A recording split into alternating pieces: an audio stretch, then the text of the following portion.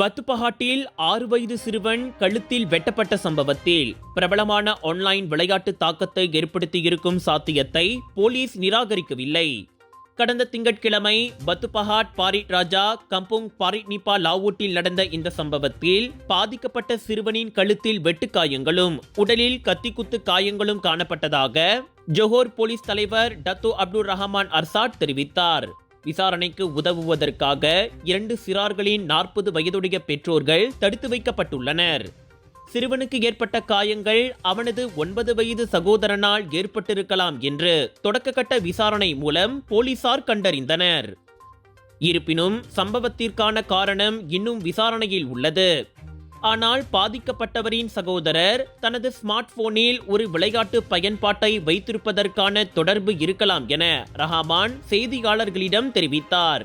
பாதிக்கப்பட்டவரின் சகோதரர் அதிகமாக விளையாடி வீடியோ கேமில் 1 மில்லியன் புள்ளிகளை சேகரித்துள்ளார் என்றும் விவேக தொலைபேசியில் இருந்த அந்த புள்ளிகளை இளைய சகோதரர் சேதப்படுத்தியதால் ஆத்திரமடைந்த சிறுவன் தனது வீட்டில் இருந்து ஒரு கத்தியை எடுத்து தனது சொந்த சகோதரனை காயப்படுத்தியதாக நம்பப்படுகிறது.